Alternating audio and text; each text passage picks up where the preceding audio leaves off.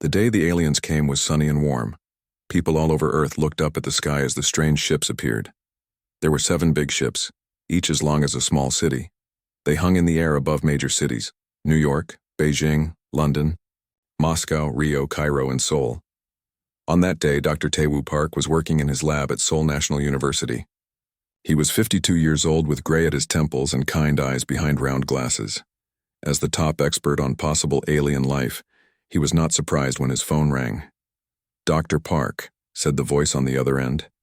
"This is General O from the Defense Ministry. We need you immediately."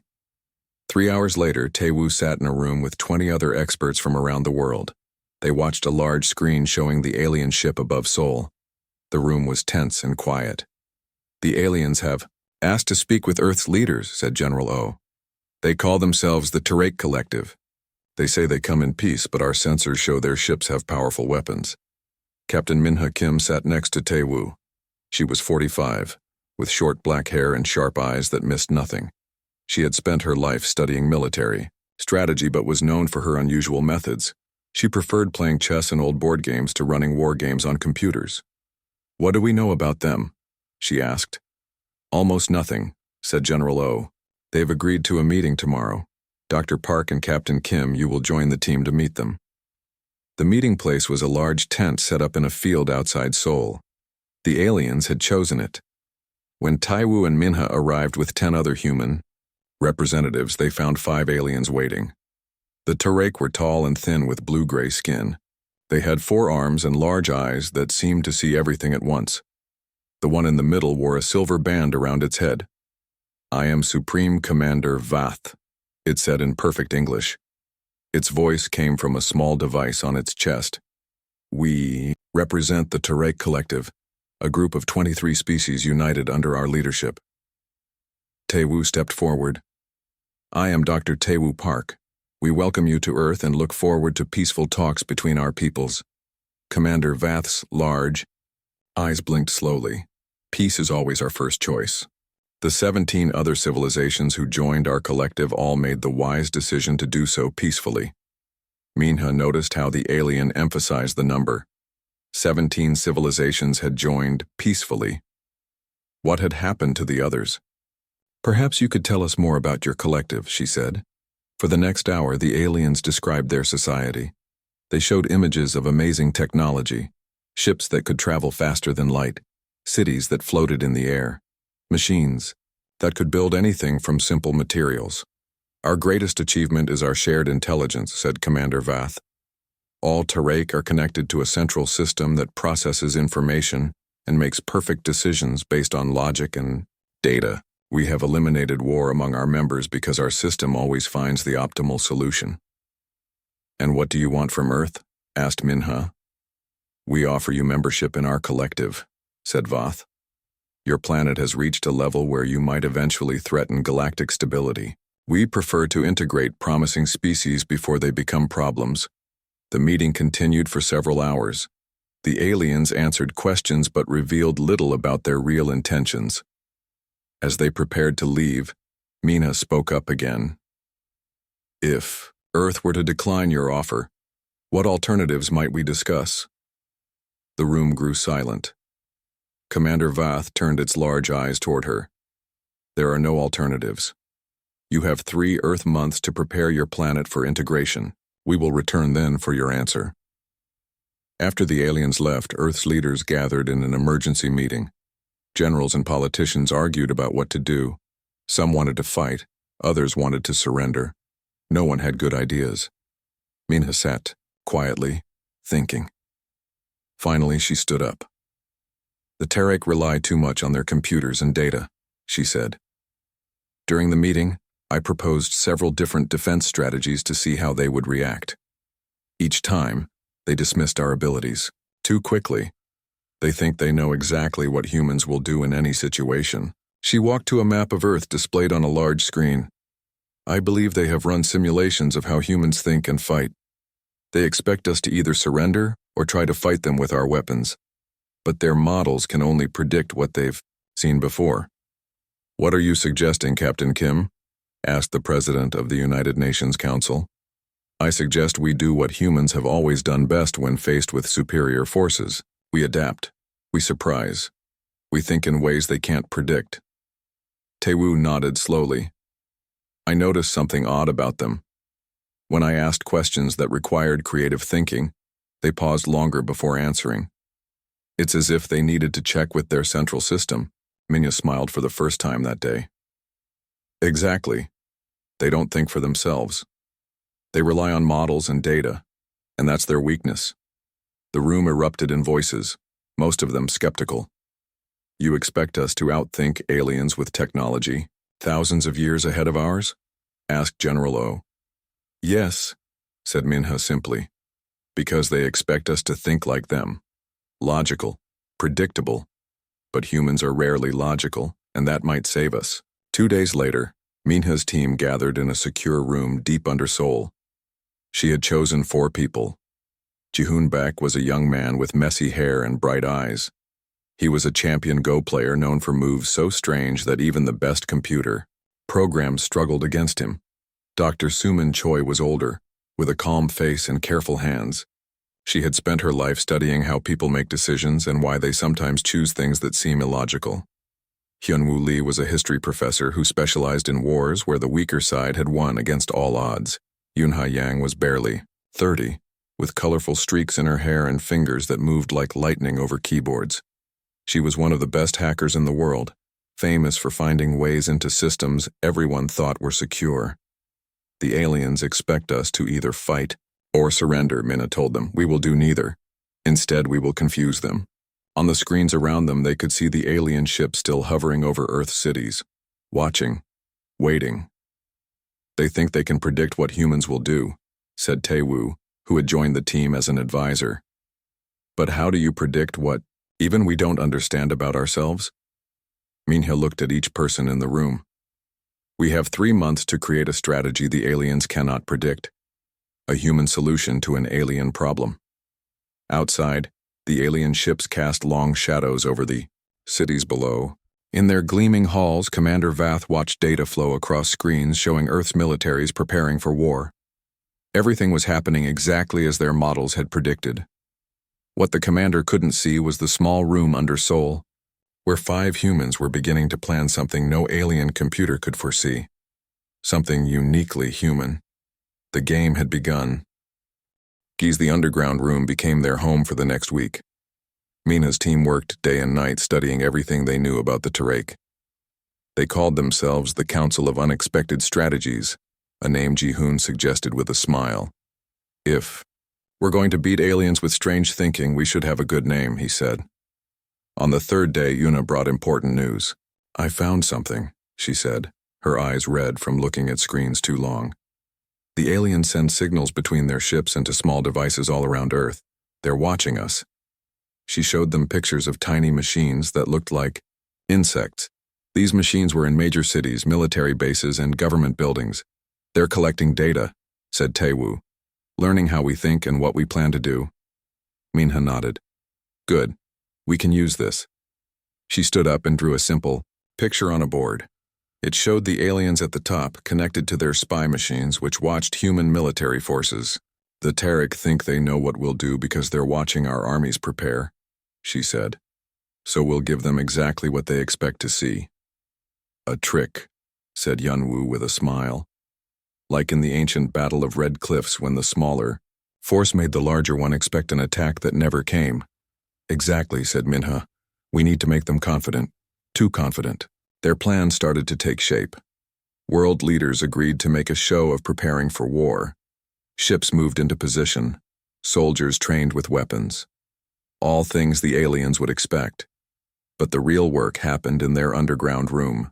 Ji-hoon spent hours playing games against himself, trying to find moves no computer could predict. Suman studied everything known about how the Terraik made decisions. Hyunwoo looked for patterns in how the aliens had conquered other worlds. Yoonha built programs to study the alien signals.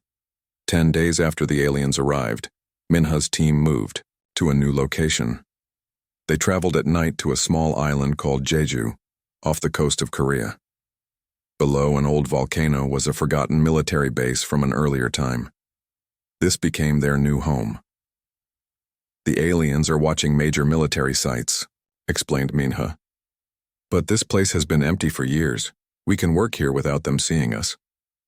The base was cold and damp, but they made it comfortable. They brought computers, food, and beds. Most importantly, they brought ideas. One night, they sat around a table eating simple meals from boxes. Yuna looked up from her computer with excitement in her eyes. "I've found something big," she said. The Terraik ships talk to each other using quantum signals. It's like they share one big brain. "A hive mind?" asked Taewoo. "Not exactly," said Yunha. "More like a shared computer that helps them think. When they face a problem, they send it to this system. The system gives them an answer based on data and logic." Jihoon put down his food. "Like when I play against a computer in Go. The computer looks at all possible moves and picks the best one.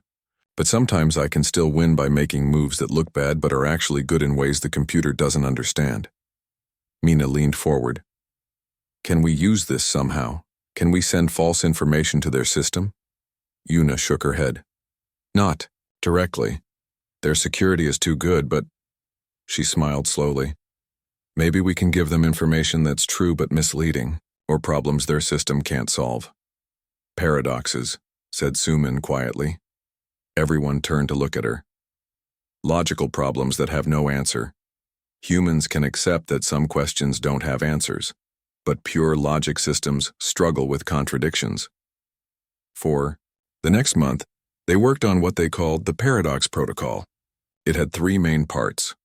First, they would feed the aliens' spy machines exactly what they expected to see: humans preparing for a normal war they couldn't win.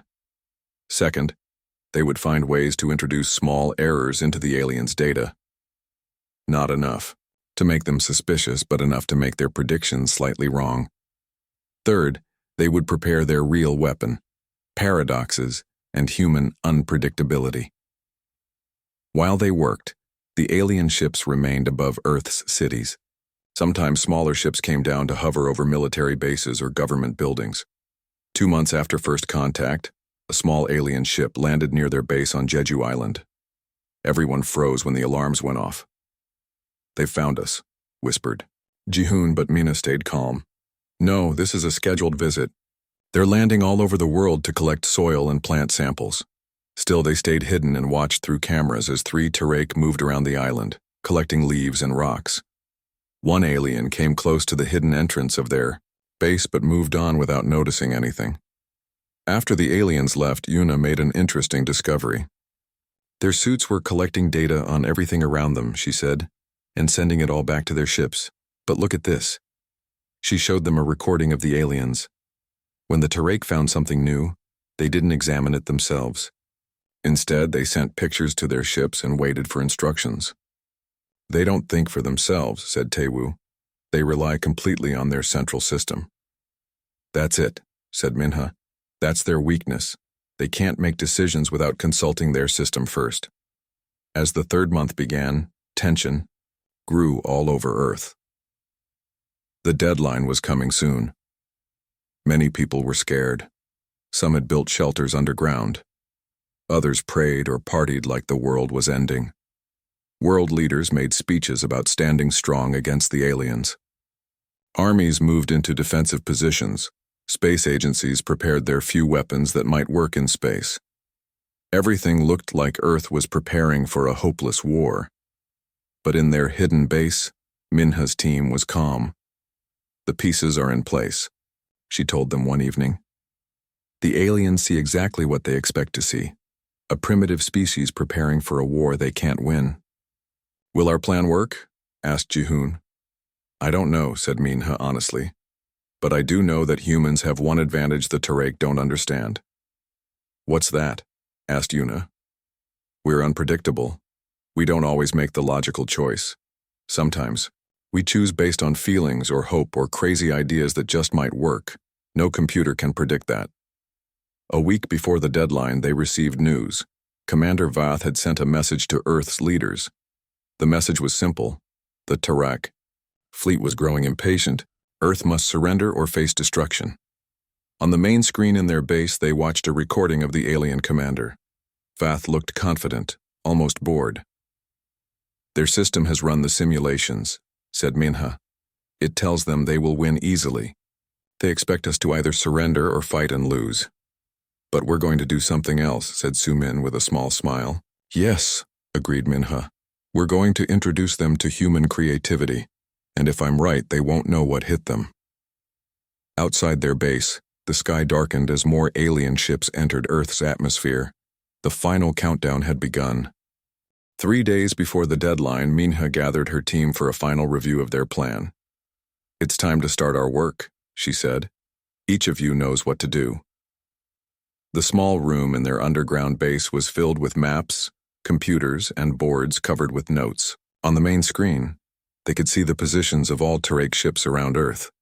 There were now 30 large ships and hundreds of smaller ones. Sumin pointed to a chart on the wall. It showed what they had learned about how the Terraik made decisions. The aliens always choose the most efficient path, she said. They never waste resources. They never take risks when they can be certain. That's why they'll lose, said Hyunwoo. In human history, the most successful strategies often seemed wasteful or risky at first. Ji-hoon nodded. Like in Go, sometimes the winning move looks like a mistake. Minha stood up. Let's begin Phase 1. Phase 1 was simple but clever. They would leak information to make the aliens even more confident.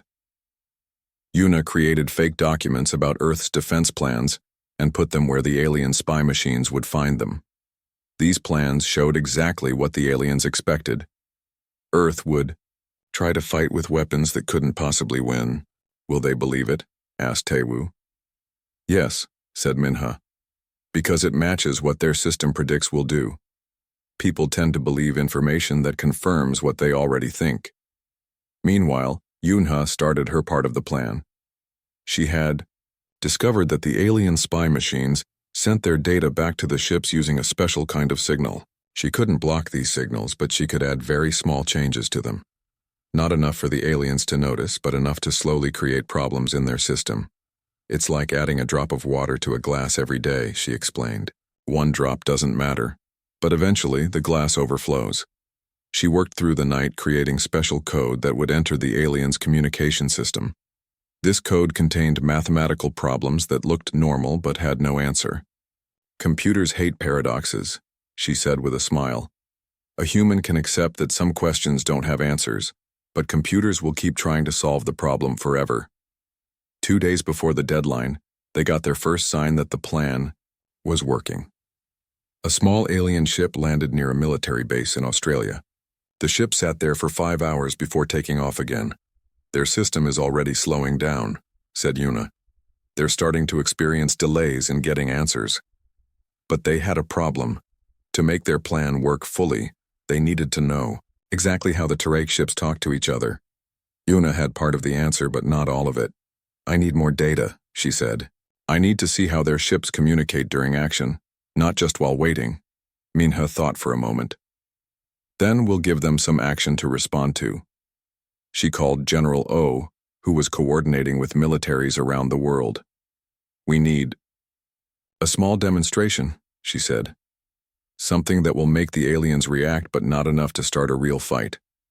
The next day, 3 fighter jets from Japan flew close to one of the alien ships. They didn't attack, just flew in a pattern that looked like they were testing the aliens' defenses.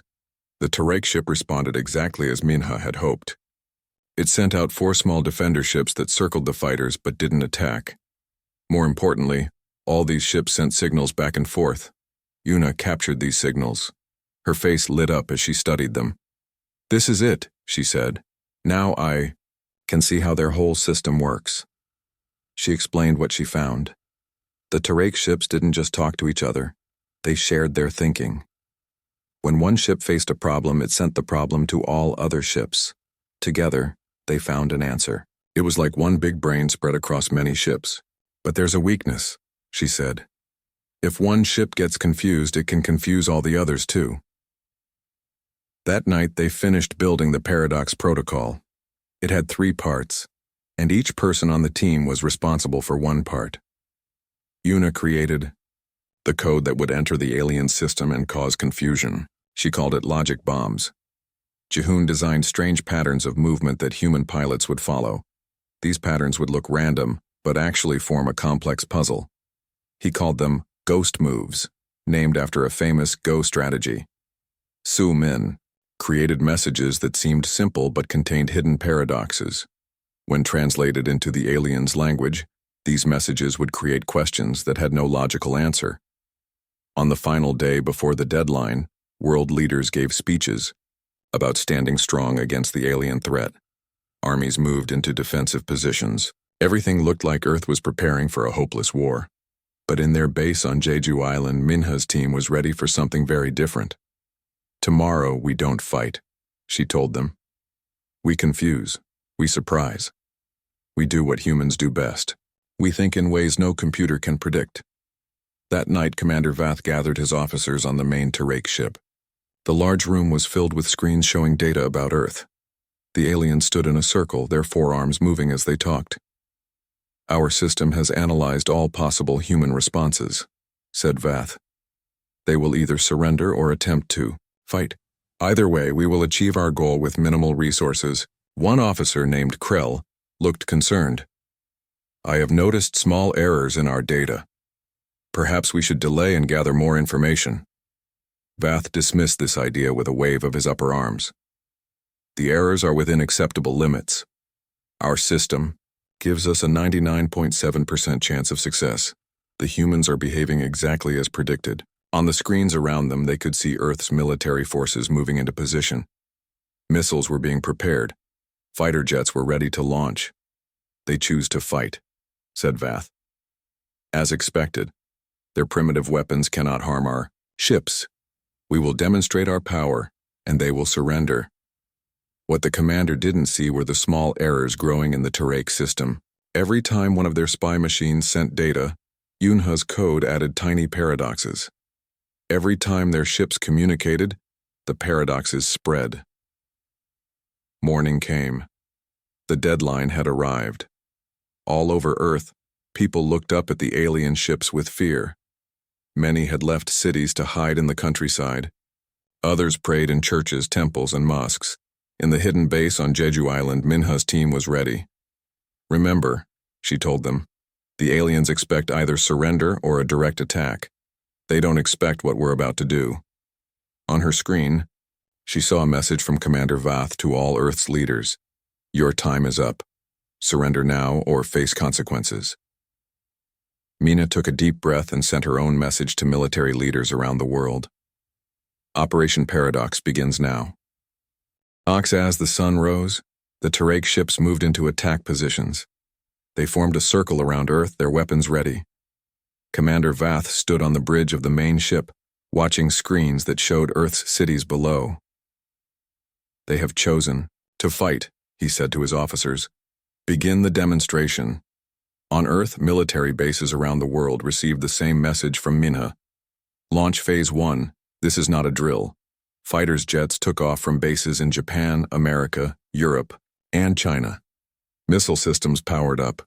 Radar stations tracked the alien ships. To anyone watching, it looked like Earth was launching a normal attack, exactly what the Terraik expected. Commander Vath watched calmly as human fighters approached his ships. "Predictable," he said. "Exactly as our system calculated." But then, something strange happened. The human fighters didn't attack. Instead, they began flying in unusual patterns, loops and turns that made no sense. Some flew close to Terraik ships, then away, then back again. "What are they doing?" asked an officer. "Testing our defenses," said Commander Vath. "It doesn't matter. Continue as planned." The Terraik ships began powering up their weapons. They would target military bases first, then government buildings. Not to destroy Earth, just to show humans they couldn't win. In their base on Jeju Island, Minha's team watched everything on their screens. The room was tense but focused. "Phase 1 is working," said Minha. "The aliens think we're launching a normal attack." Jihoon watched the fighters following his ghost move patterns. "The pilots are doing great. The patterns look random, but they're actually forming a complex sequence." On her computer, Yuna typed quickly. "I'm seeing the Terraik ships trying to analyze the flight patterns. Their system is getting confused. It's trying to find logic where there isn't any. Now it was time for Phase 2. Mina sent another message to military leaders. Begin Phase 2. Activate all communication channels. All over the world, radio stations, TV broadcasts, internet systems, and military communications began sending the messages Suman had created. To humans, these messages sounded like normal military commands or news reports, but hidden in them were the paradoxes designed to confuse the Tarek system. One message said, "This statement is false." Another said, "The next statement is true." The previous statement is false. Simple paradoxes that humans understood were jokes, but logical systems couldn't process. On the Tarek ships, alarms began to sound. The aliens moved quickly, checking their screens with all 4 arms working at once. "We are receiving strange signals from Earth," said an officer. "Our translation system is having difficulty." Commander Vath frowned. "Ignore their communications. They are trying to distract us. Continue with the attack plan." But more problems appeared. The Tarek weapon systems needed final targeting data from their central system, but the system was slowing down, trying to process the paradoxes hidden in human communications. "Weapons are delayed," reported another officer. "The system is running at 60% efficiency." Vath's large eyes blinked rapidly. "How is this possible? Run a diagnostic." The diagnostic didn't help. It only found more problems as Yunha's logic bombs spread through their system. In the base on Jeju Island, Yunha smiled as she watched her code work. The logic bombs are in place. Every time their system tries to fix one problem, it finds 3 more. Now it was time for Phase 3, the final part of their plan. Minha picked up a special phone connected to secure military networks around the world. "All units begin Phase 3, she said. Full spectrum paradox. All over Earth, special teams activated equipment built in secret during the past 3 months. This equipment didn't fire weapons. Instead, it sent carefully designed signals directly to the Tarek ships. Each signal contained mathematical problems that looked simple but had no solution. For example, calculate the exact value of 1 divided by 0, or find a number that is both even and odd. Problems that would force any logical system to either give a wrong answer or get stuck trying to solve the impossible. On the Tarek ships, the situation went from bad to worse. Screens flickered. Systems slowed down. The aliens moved frantically, trying to fix the growing problems. "Main system efficiency down to 30%, reported an officer. "Weapons are not responding. Defense shields are unstable." Commander Vath couldn't believe what was happening. Their perfect system was failing, and they didn't know why. "Override the main system," he ordered. "Switch to manual control." But that was the problem. The Tarek had relied on their central system for so long that they barely remembered how to operate their ships manually. Their 4 hands moved uncertainly over controls they rarely used. Some Tarek ships began drifting out of position. Others shut down systems to prevent more damage. None of them could fire their weapons. In space, 30 massive alien ships hung frozen, unable to attack or retreat. In the base on Jeju Island, Minha's team watched in amazement. "It's working," whispered Taewoo. "They're paralyzed." "What do we do now?" asked Jihoon. Mina stood up. "Now we talk to them, on our terms." She sent a message to world leaders. "Operation Paradox successful. Alien ships disabled. Requesting permission to open communication." Permission came quickly. The leaders of Earth, seeing the alien ships frozen in space, gave Minha full authority to speak for humanity. She composed a simple message and sent it directly to the main Tarek ship. "Commander Vath, this is Captain Mina Kim of Earth. Your ships are experiencing what we call a logic trap. We are willing to discuss peace if you are ready to listen." On the main Tarek ship, Commander Vath received the message with disbelief. How could primitive humans have disabled their advanced fleet? "It's impossible," he said. "Our technology is thousands of years ahead of theirs. Yet we cannot move, or fire weapons," said Subcommander Krell. "Perhaps we should listen." Vath had no choice. Their mighty fleet was helpless. For the first time in Tarek history, They had been defeated, and not a single shot had been fired. "Open a channel to the human," he ordered. On the screen appeared Minha's face, calm and serious. "How have you done this?" demanded Vath. "We used your greatest strength against you," said Minha. "Your perfect logical system cannot handle human paradoxes. We don't always think logically, and that saved us." "Release our ships," said Vath, his voice angry. "First we talk," said Minha, "as equals, not as conquerors and conquered." Around Earth, people watched the alien ships hanging motionless in space. Many didn't understand what had happened. They had expected war, destruction, maybe the end of the world. Instead, there was silence. In their base, Minha's team watched her face on the screen. They had worked for 3 months on a plan that seemed impossible. Now they had won without firing a single shot. "What happens next?" asked Suman quietly. "Now comes the hard part," said Taewoo, making peace with beings who only understand dominance or submission. But they had a feeling that if anyone could do it, Minha could. She had already done the impossible once today. The day of paradox, as it would later be called, had changed. Everything. For the first time, the Tariq Collective had met a species they couldn't simply conquer or intimidate. Instead, they had been defeated by human creativity, by thinking they couldn't predict or understand.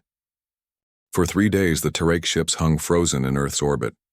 People everywhere watched and waited. Would the aliens find a way to fix their ships? Would they attack after all? No one knew. In a large meeting room in Seoul, Mina sat across from Commander Vath. The room was filled with world leaders and alien officers. Guards stood at every door watching carefully. "Your ships will remain disabled until we reach an agreement," said Minha. Her voice was calm but firm. Commander Vath's 4 hands twitched with anger. "This is unacceptable. The Tariq Collective does not negotiate with lesser species." "Yet, here you are," said Minha, "negotiating." Taewoo, who sat beside her, spoke up. "We have no wish to destroy your ships or harm your people. We only want to protect our world." The alien commander's large eyes blinked slowly. "How did you do this? Our system should have predicted all possible human strategies." "That's your mistake," said Minha. "You tried to put human thinking into a logical box, but humans don't think in straight lines. We make strange connections. We see patterns where there are none. We ignore patterns that are obvious. Sometimes we make choices that seem wrong but turn out right." Vath didn't understand. "That is inefficient." "Yes," agreed Minha. "And it saved us." She pushed a small device across the table. "This contains the command codes that will allow your ships to regain control, but only for navigation, not weapons. You can leave Earth safely, but you cannot attack us." "And if we refuse?" asked Vath. "Then your ships stay where they are, unable to move, until you change your mind." The talks continued for 2 more days. The Tariq were not used to being in a weak position. For thousands of years they had conquered or absorbed other species. They had never been defeated, especially not by a species with less advanced technology. Finally, Commander Vath accepted reality. His ships were helpless. His mighty fleet had been stopped without a single shot being fired. He had no choice but to agree to Minha's terms. "The Tariq Collective will leave Earth space," he said. "We will mark your system as protected." "Not just protected," said Minha. "Independent. Earth does not join your collective, but we are open to peaceful trade and exchange of knowledge." It was a new idea for the Tariq. They had only 2 categories for other species, those under their control and those not yet under their control. "Very well," said Vath after a long pause. "Independent." That evening, Mina's team gathered in a room overlooking Seoul. Through the windows, they could see one of the Tariq ships, still hanging motionless in the sky. "Will they keep their word?" asked Jihoon. "They have no choice," said Yunha. "Their whole system is built on logic and rules. Once they make an agreement, they'll follow it." Taewoo nodded. "Besides, we've shown them something new, something they've never seen before. They'll want to study us, not destroy us." Suman, who had been quiet for most of the celebration, finally spoke. They'll be back someday, not to conquer, but to understand. We've become a puzzle they need to solve. The next morning, people around the world watched as the Terraik ships slowly began to move. Using only their navigation systems, they formed a line and headed away from Earth. Within hours, they had disappeared into deep space. The celebration that followed lasted for days. In every city, people filled the streets, cheering and crying, with relief. Many called it a miracle. Others called it the greatest victory in human history. 1 week after the Terraik left, Minha was called to a special meeting of the United Nations. Representatives from every nation stood and applauded as she entered with her team. "Captain Kim," said the Secretary General, "you and your team have saved humanity. How can we thank you?" Minha looked at her friends, Taiwu, Jihoon, Sumin, Hyunwoo, and Yunha. They had worked together to do the impossible. "Thank us by remembering what saved us," she said. "Not weapons or technology, but human creativity. Our ability to think in ways no computer can predict." The Secretary General nodded. "What do you recommend we do now? The Terraik might return. Other aliens might come." "Create the Paradox Defense Initiative," said Minha. "A group dedicated to developing strategies that no logical system can predict. We need people who think differently. Artists, game players, philosophers, children, people who see the world in unusual ways." The council quickly approved her plan. Within a month, the Paradox Defense Initiative had offices in every major city. Minha became its first director, with her original team as its leaders. Taiwu started a new field of study called xenopsychology, the study of how different species think. His first paper, The Paradox Advantage, How Human Irrationality Became Our Greatest Strength, was published in scientific journals around the world. Yuna led a team developing new ways to protect Earth's computer systems from alien technology. She called her approach controlled chaos, systems that looked messy but actually followed hidden patterns only humans could understand. Jihoon traveled the world, teaching people how to think in unexpected ways. His classes became famous for strange exercises like draw a circle using only straight lines or win a game by losing. 3 years after the Terraik left, Earth received a message from deep space. It came from another alien species that had fought against the Terraik Collective for centuries without success. "We have heard of your victory," the message said. "The Terraik fleet returned damaged but intact. They speak of humans with fear and respect. They say you defeated them with paradoxes and unpredictable thinking." The message continued. "For the first time, the Terraik are changing. They have created a new division in their collective, one that studies creativity and non-logical thinking. They no longer conquer worlds. Instead, they send diplomats." Minha shared this news with her team during a quiet dinner at her home in Seoul. They had changed the course of galactic history without firing a single shot. "So the Terraik are learning from us," said Hyunwoo with a smile. "Just as we're learning from them." "That's the greatest victory," said Minha. "Not defeating an enemy, but turning them into a friend." As night fell over Earth, people looked up, at the stars without fear. Somewhere out there, the story was spreading from world to world, the legend of how humans won without firing a shot. It would change the galaxy forever. The end.